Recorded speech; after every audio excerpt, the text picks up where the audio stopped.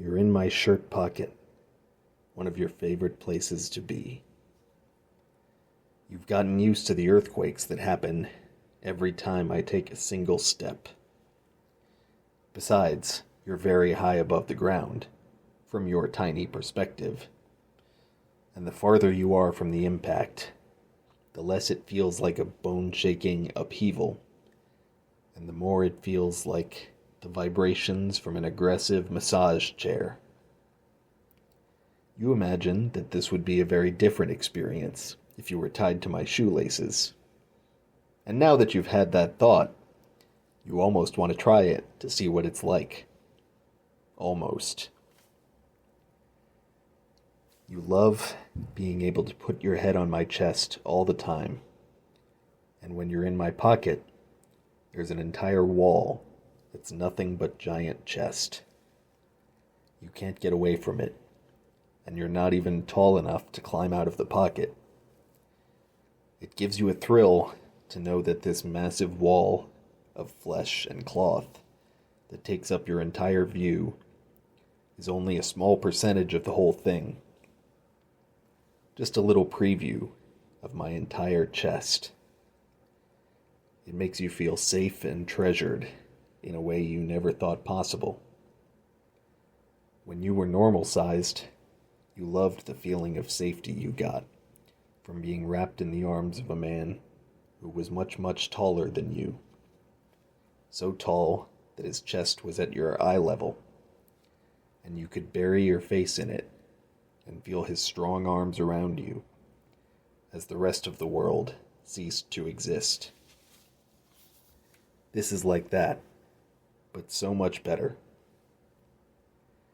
Every so often, when you're in my pocket, I put my entire hand over the pocket and leave it there for a few seconds, just to feel your tiny body under my palm, just to reassure you that I'm there and that you're loved, just because I wanted to give you a hug, just because I can't go very long without touching you.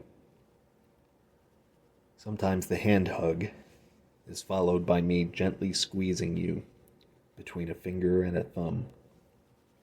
You melt every time it happens, and it always comes when you're not expecting it. When you're here, you never want to be normal-sized again.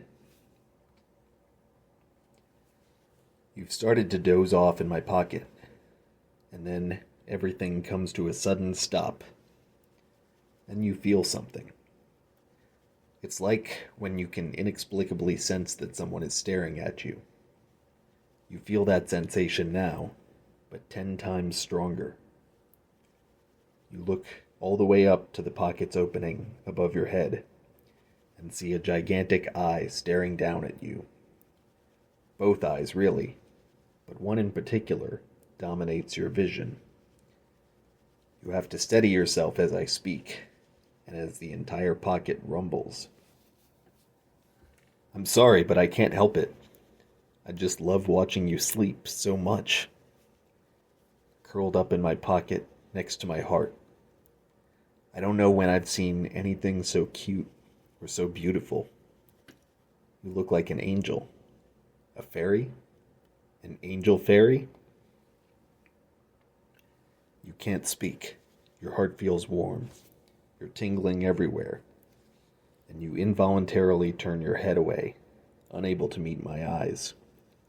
But you can't control the smile that feels like it might grow too big for your face.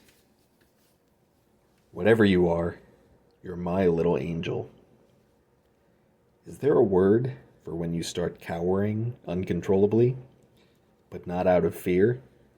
There should be a word for it. You're cowering right now. You squeak in surprise as you feel my fingers around you, plucking you out of the pocket and setting you down in my other hand. And then everything gets bigger. You're in the center of my hand, and you watch as the towering fingers around you are suddenly moving farther away, as the ground underneath you gets wider. And it's not just the giant fingers. Everything else around you is farther away now, which feels wrong, because all of your surroundings have moved away from you and gotten bigger. Your tiny mind can't process what you're seeing, even though you should be used to it by now. When objects are farther away from you, they're supposed to look smaller, not bigger. You're completely at the mercy of seemingly everything, as if you weren't already. And you stare at one of the enlarged, giant fingers, imagining that it could do anything it wants to do to you right now, in your extra pitiful state. Has the shrinking stopped? You can't tell, and suddenly you're whisked off your feet again. You've been grabbed by the fingers from the other giant hand, the one you weren't paying attention to, and you land on a soft surface with a very different texture than the palm that was your terra firma a moment ago. You're on something yellow. You stand up, and you feel something like a springy, spongy carpet tickling your tiny feet. Something that feels very soft between your toes. It feels a little bit like walking barefoot in the grass, but somehow different. Also, the blades of grass would be much taller than you are right now. You look around and see a lot of white. Everything looks somewhat distorted and unfamiliar from your new perspective. The giant's voice booms. I got you flowers. Well, actually, I got you a flower. I mean, just look at you. What would someone your size do with an entire bouquet? I laugh and wink at you. Nobody winks very often in real life, but you've noticed that I do it a lot more often when you're small. Probably because a wink has more effect when the eye is so much bigger. Do you like your smaller than usual bouquet? I ask. You're in the center of a daisy that's standing in a vase. Each flower petal is bigger than you are. You estimate that you're no more than an inch tall. This explains why you've been shrunk even smaller. The flower wouldn't have been able to support your weight if you were still pocket size. You can't stop grinning. I love it, you shout back. Your little voice is high-pitched with excitement. I just had to get a flower for my beautiful little flower, I respond. And then of course I had to put you in it, because that flower wasn't beautiful enough on its own. A wave of blushing hits you. Being tiny has proven to be such an emotional roller coaster, in so many ways.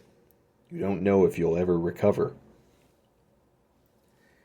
Now you're going to be my little decoration, here on my desk, while I finish up some work for the next 20 minutes or so. I have to say, despite you being such a little thing, just having your presence and your beauty here makes the work experience that much better. Your eyes are threatening to tear up again. Oh, I start to whisper, and my voice shifts into that familiar teasing tone. And if I leave my desk for 5 or 10 minutes to get something to drink, I definitely won't enjoy thinking about the fact that you're helpless on my desk, and you can't get down from the flower without me to help you. Nope, I won't see any humor in that situation, or get any satisfaction from the idea at all. I'm a nice giant, when it suits me. How is it that after all this time, my teasing never fails to get a reaction out of you? You know I can see it written all over your face. I lean in closer. I don't get any joy or pleasure at all from the fact that you need me. That statement, you need me, is more true than I could imagine, even if you were normal-sized. And it scares you sometimes, but you love needing me. I can see that I've left you speechless, so I take an imaginary pipe out of my pocket and start smoking it smugly. My darling little flower, shall I compare thee to a summer's day? No, I don't think I can, because you're more like a winter's day, short and cold. It's so stupid that you can't help but giggle. Cold, cold, always cold, I continue. Always asking for a giant to give you warmth. Always wanting the giant to hold you and hug you and warm you up.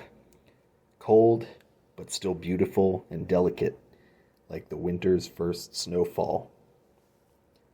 You squeak as I suddenly kiss you, knocking you backward into the center of the daisy, and causing the entire flower to sway alarmingly. I pull back and smile. It's not fair. How do you do that? How is it possible that you somehow manage to look cuter than ever when you're sitting in the middle of a flower? I always put you somewhere and then think, no, she can't possibly look any cuter than this. But then I put you somewhere else, and you somehow manage to do it to me all over again. Your cuteness is exhausting. You're shaking as the flower stops swaying and reaches equilibrium again, and you try to pick yourself up from where the kiss knocked you over. It was scary when that happened a second ago, but now you want it to happen all over again. I think I'm going to call you my little bee, because bees make flowers beautiful by going in and pollinating them, and you make flowers beautiful just by being in them. And I'm not just pollen your leg. I fake a huge sneeze, blowing you and the flower around in a giant gust of wind. Oh, sorry, that reminded me. I have allergies. Terribly sorry. I think I need a handkerchief. You scream. Faster than you can react, I grab you from the flower, grow you to about 4 inches tall, use the skirt from your newly enlarged dress as a handkerchief, pretend to blow my nose on it, then shrink you back down to flower fairy size, and place you in the center of the daisy again. Sorry about all that, milady, I say. I do apologize. I don't know what came over me. Despite that entire horrific display just now, I promise I do not simply see you as a tiny object. I promise.